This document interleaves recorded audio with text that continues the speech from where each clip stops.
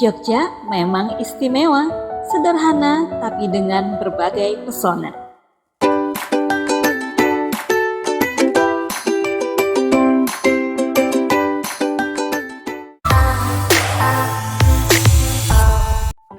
Halo guys, selamat datang kembali di DKR Channel. Liburan akhir tahun ke Jogja Part 2.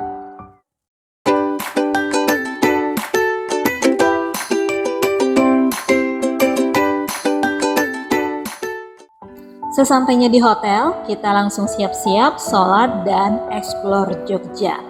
Objek wisata pertama yang kami kunjungi adalah Taman Sari. Berhubung Taman Sari yang paling cepat tutupnya, jadi kita tidak boleh kehilangan momen. Pembelian tiket masuk Taman Sari itu paling sore jam 3. Dengan harga 25.000 kita sudah bisa foto-foto keliling Taman Sari.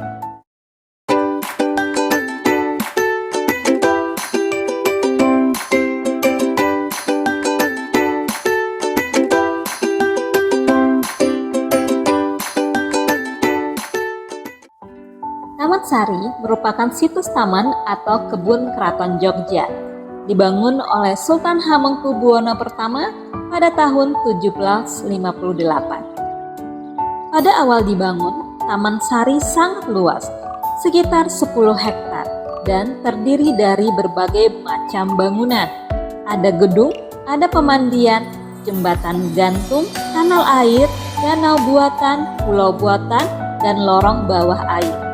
Tapi sayangnya, taman ini sekarang hanya tersisa sebagian kecil, yaitu yang berada di kawasan keraton seperti yang kita nikmati saat ini.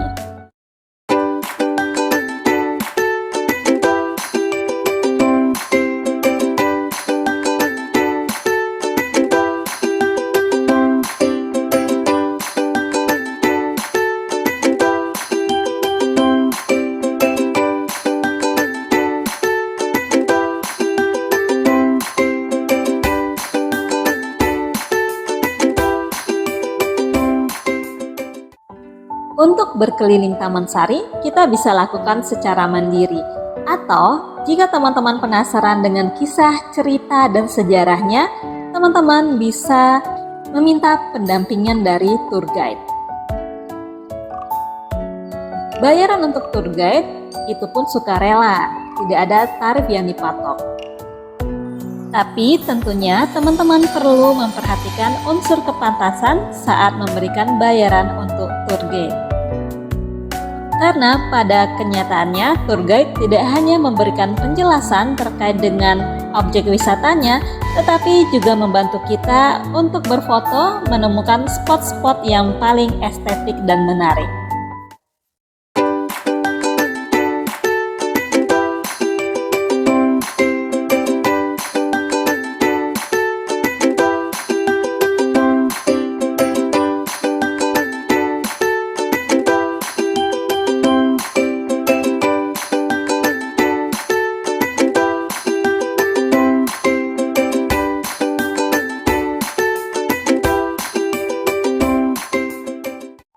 Puas berkeliling Taman Sari, berfoto di setiap spot yang menarik, serta berkeliling melihat semua pojok dalam Taman Sari, saatnya kita beralih ke objek wisata selanjutnya.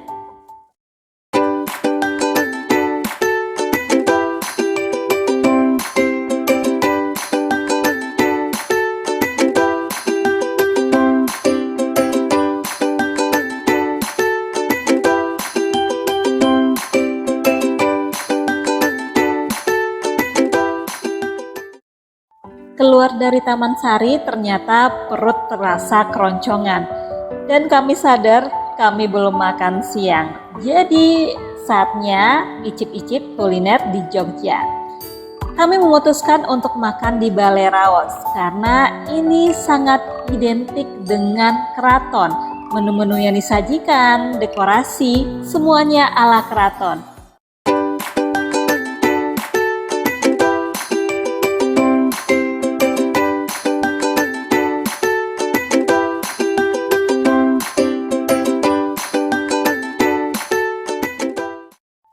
Setelah melihat buku menu, banyak makanan dan minuman yang disajikan di restoran ini.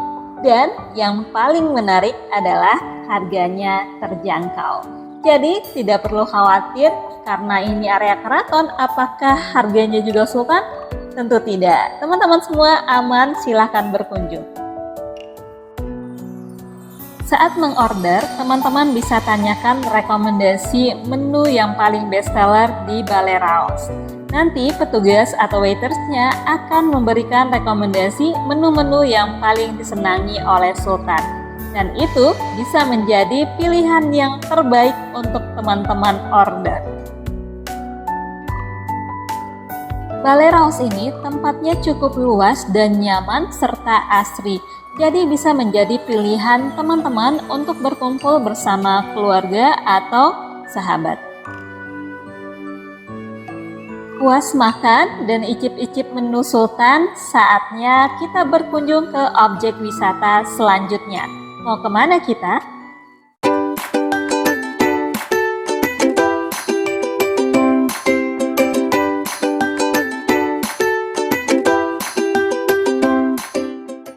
Yap, tujuan kita selanjutnya adalah Museum Sono Budoyo. Lokasi ini tidak terlalu jauh dari objek wisata kita yang sebelumnya, Taman Sari dan Balai Raos. Nah, sebelum kita masuk ke Museum Sono Budoyo, kita wajib beli tiket masuk terlebih dahulu. Untuk informasi harga, untuk wisatawan dalam negeri, dewasa itu 10.000, anak-anak 5.000, sedangkan wisatawan asing 20.000. Harga tiket masuk ini sangat-sangatlah murah dibandingkan dengan experience yang akan kita dapatkan nanti di dalam museum ini.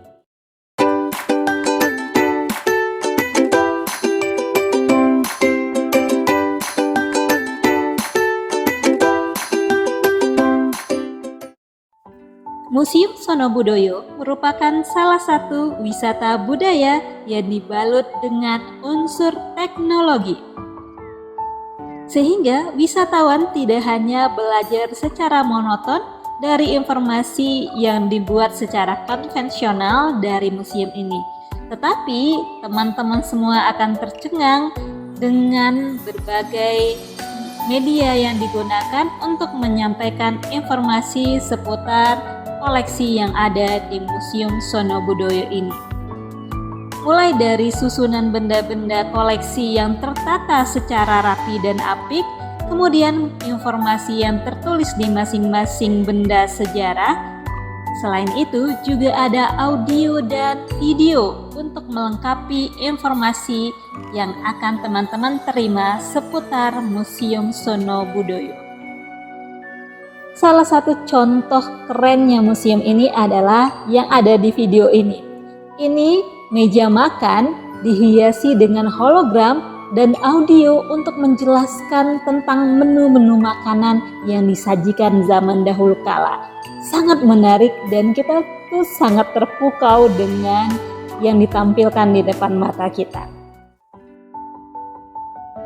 Museum ini menyimpan kurang lebih 10 jenis koleksi. Di antaranya adalah koleksi geologika, biologika, etnografika, arkeolog, heraldika, historika, filologika, keramatologika, seni rupa, dan teknologi.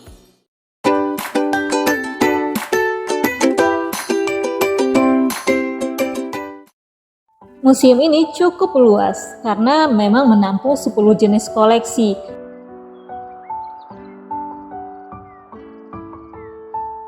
Salah satu spot yang paling menarik dari museum ini adalah bioskop yang ada di lantai 5 atau paling atasnya. Ada 2 jenis bioskop di dalam museum ini.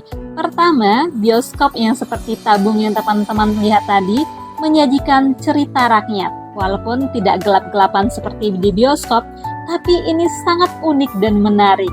Tabung ini menyajikan cerita-cerita rakyat yang kita bisa nikmati selama berada di museum ini.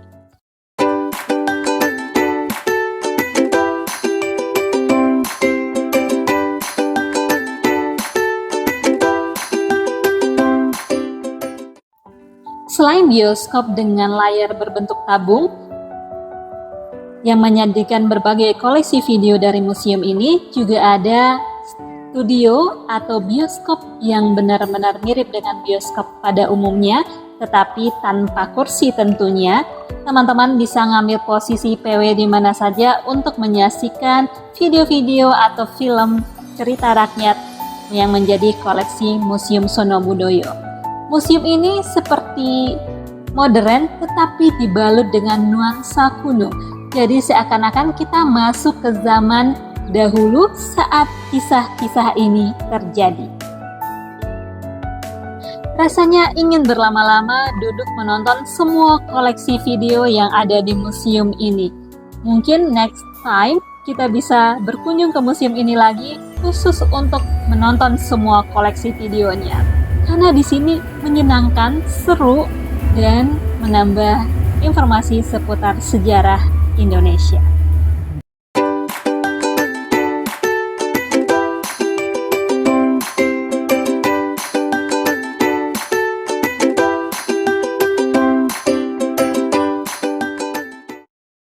Setelah menyaksikan satu kisah cerita rakyat, mau tidak mau harus beranjak dari museum ini karena masih banyak spot menarik yang perlu kita lihat dan kita explore di Jogja. Ingin tahu keseruan selanjutnya kita mau kemana ya? Silahkan tunggu videonya di part 3. See you, sampai jumpa. Jangan lupa di like, comment, dan subscribe.